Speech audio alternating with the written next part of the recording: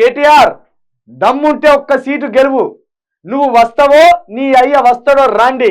చేవెళ్ల సభలో సీఎం రేవంత్ రెడ్డి సవాల్, మేం అల్లటప్పాలం కాదు, నీ లెక్క అయ్య పేరు చెప్పుకొని కుర్చీలో కూసోలే, మిమ్మల్ని బొందబెట్టి కుర్చీలో కూసున్నాం. అడవి పందుల్లా దోచుకుంటుంటే జనం చెప్పుతో కొట్టిండ్రు, అయినా మీకు బుద్ధి రాలే. యూట్యూబ్ పెట్టుకుంటావా పెట్టుకో, మాకు ఏ యూట్యూబ్ అక్కర్లే, నీ యూట్యూబ్ లైట్ మాత్రం పగలగొడతాం. అంటే శంకర్ లాంటి వాళ్ళను, చిలుక ప్రవీణ్ లాంటి వాళ్ళను పగలగొడతాం అని చెప్తాడు రేవంత్ రెడ్డి. నీ యూట్యూబ్ మాత్రం పగలగొడతాం, ఇదే కదా ఇక చెప్పేది. కేడి మోడీ ఒక్కటే, బీఆర్ఎస్ బీజేపీ మధ్య చీకటి ఒప్పందం ఉన్నది. ఇప్పటికే 25,000 ఉద్యోగాలు ఇచ్చినాం. సిగ్గు లేదా? సిగ్గు రేవంత్ రెడ్డి గారు ఎట్లా వస్తావు అజరా? ఇప్పుడు నీకు ఇక్కడ అన్నావు కదా, కేటీఆర్ దమ్ముంటే ఒక్క సీటు గెలువు, చూస్తా నీ అయ్యేస్తాడో నువ్వు వస్తాడో రా అన్నావు కదా. రేవంత్ రెడ్డి ముఖ్యమంత్రి గారు, నీకు దమ్మున్నా, నీ పొంగులేటి శ్రీనివాసరెడ్డికి దమ్మున్నా, నీ మంత్రులకు ఎవరికి దమ్మున్నా 25,000 ఉద్యోగ నోటిఫికేషన్లు ఎప్పుడు వేసిండ్లు, ఎప్పుడు ఇచ్చిండ్లు, ఎప్పుడు పరీక్షలు పెట్టిండ్లు? నీకు దమ్ముంటే చర్చకు సిద్ధమా? నిన్న కూడా సవాల్ చేసినాం మేము యూ న్యూస్ నుండే, మీకు దమ్ముంటే, మీకు నిజాయితీ ఉంటే చర్చకు రాండి. ఇంత అబద్ధాల చీకటి పేపరు, సిగ్గు లేదు నీకు? ముఖ్యమంత్రి గారు ఇన్ని అబద్ధాలు మాట్లాడుతా అంటే ఇంత పెద్ద పేపర్ పెట్టుకొని V6 అనే ఓ లొటపీస్ ఛానల్ పెట్టుకొని ఆ మైక్ ముందర పెట్టి 25,000 నోటిఫికేషన్లు ఎప్పుడేసిండ్లు ముఖ్యమంత్రి గారు అని అడిగే సిగ్గు ఇజ్జత్ లేదా? V6 ఇది పక్కన పెడదాం. ఇక ఇంకేమంటాడు, మార్చి 2న మరో 6,000 ఇస్తామని వెల్లడి. మరి నోటిఫికేషన్ జూన్లో గ్రూప్ 1 నోటిఫికేషన్ అన్నారు, మరి అది ఎక్కడిది, ఇవి ఎక్కడిది? వీటికి నోటిఫికేషన్ లెవెల్ వేసి నువ్వు వేసినావా? పరీక్షలు నువ్వు పెట్టినావా? రిజల్ట్స్ నువ్వు ఇచ్చినావా? నియామక పత్రాలు నువ్వు ఇచ్చినావు. అంటే గదేగా ఏ దొడ్డి ఇంతేంది, నా బర్రె నా దుడ్డే, ఈ శాస్త్రం ఉన్నది రేవంత్ రెడ్డిది. ఇక మేము అల్లటప్పాలం కాదు, నీ లెక్క అయ్య పేరు చెప్పుకొని కుర్చీలో కూర్చోలే. రేవంత్ రెడ్డి గారు, మీరు కూడా మీకు వారసులు ఉంటే వాళ్ళు అయ్య పేరు చెప్పుకొని బతుకుతారు వాళ్ళని. రేవంత్ రెడ్డి అసలు నువ్వు ఉద్యమంలో ఉన్నావా? కేటీఆర్ ఉద్యమంలో ఉన్నాడు, నువ్వు ఏడవైనావు అప్పుడు? నీ ముఖం ఎప్పుడు అప్పుడు? నువ్వు ఎవరి దగ్గర ఉన్నావు అప్పుడు? ఇది ఇక దీంతో పాటు ఇంకేమంటాడు, అడవి పందుల్లా దోచుకుంటే జనం చెప్పుతో కొట్టిండ్రు. మరి అంతకుముందు 2018లో మీరు ఓడిపోయిండ్రు, అప్పుడు జనం గట్టే చెప్పుతో కొట్టిండ్రు, అడవి పందుల్లాగా ఉన్నారు వీళ్ళని.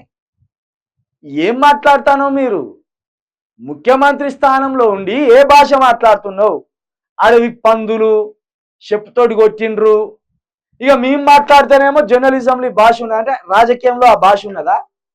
రాజకీయంలో అలాంటి భాష మాట్లాడమన్నారా? రాజకీయాల విలువ పెంచరా? ఇది మొత్తానికైతే మీ యూట్యూబ్లను పగలగొడతాం అంటే చిలుక ప్రవీణ్ని, జర్నలిస్ట్ శంకర్ని, ఇలాంటి వాళ్ళని పగలగొడతామా అంటాలా? కొట్టుర్రి, మాకు రక్షణ దళం ఏర్పరచుకున్నాం, వస్తే మేం బలగొడతామా వాళ్ళు బలగొడతారా చూసుకుందాం. నువ్వు నీ అయ్యా వచ్చిన సీఎం కుర్చీని తాకలేరు. అక్రమ కేసులతో జైల్లో పెట్టినా లొంగిపోకుండా నిన్ను, నీ అయ్యను, నీ బావను బొందబెట్టి ఇవాళ కుర్చీలో కూర్చున్నాం. నీ కుర్చీ ఇనాం కింద వచ్చింది కాదు, నీలాంటోళ్ళ నెత్తి మీద కాలు పెట్టి తొక్కి కూర్చోబెట్టిండ్రు. మా కార్యకర్తలు వాళ్ళు నాకు అండగా నిలబడినంత కాలం నీ అయ్యా వచ్చిన ఆ కుర్చీని తాకలేదు. ఈయన చాలా పెద్ద ఉద్యమకారుడు. ఈయన లొంగిపోకుండా, ఎవలకు లొంగిపోకుండా? అసలు ఈ మాటలు మాట్లాడుతుంటే లోపల కనీసం ఆత్మవిమర్శ చేసుకుంటలేవా? ఏంటిది? అక్రమ కేసులతో పెట్టిన అక్రమ కేసులు పెట్టి నువ్వు బ్యాగ్ పట్టుకొని పోయింది జనం చూడలేదా? నువ్వు బ్యాగ్ పట్టుకపోయి డబ్బులు అలా పెట్టుర్రా అంటే ఈ లోకం చూడలేదా? లేకపోతే అప్పటికిప్పటికి మనుషులంతా మర్చిపోయినలా? లోకం తారుమారైపోయి కొత్త జనం వచ్చిందా? నువ్వు డబ్బులు పట్టుకపోయింది నిజము, ఆన్ కెమెరాలకు సిక్కింది నిజము, సిగ్గు లేకుండా చంద్రబాబు చెప్పిండన్నది నిజము, నేను తీసుకపోయేసింది జైల్లో నిజం. వచ్చిగానే కేటీఆర్ను నువ్వు కొట్టుకుంటే కేసీఆర్ ముఖ్యమంత్రి కాబట్టి మా కొడుకును కొడతావా అని తీసుకపోయి జైలు వేసిండ్లా? సిగ్గులేని పని చేసింది నువ్వు, అక్రమానికి పాల్పడ్డది నువ్వు, అన్యాయాలకు పాల్పడ్డది నువ్వు, ఎవరి కోసం బ్యాగ్ తీసుకొచ్చి ఇచ్చింది నువ్వు. కాంగ్రెస్ లో ఉండి చంద్రబాబు నాయుడు చెప్పిండు ఇంటరా? ఇంత పని చేసి మళ్ళీ నాకు నువ్వు ముఖ్యమంత్రి అంటే జనం ఒక్కడు కూడా ఓటేయకపో. ఏదో అదృష్టం కొద్దీ కాంగ్రెస్ లోకి వచ్చినావు కాబట్టి కాంగ్రెస్ గెలిచింది తప్పించి రేవంత్ రెడ్డి గెలిపించింది లేదు.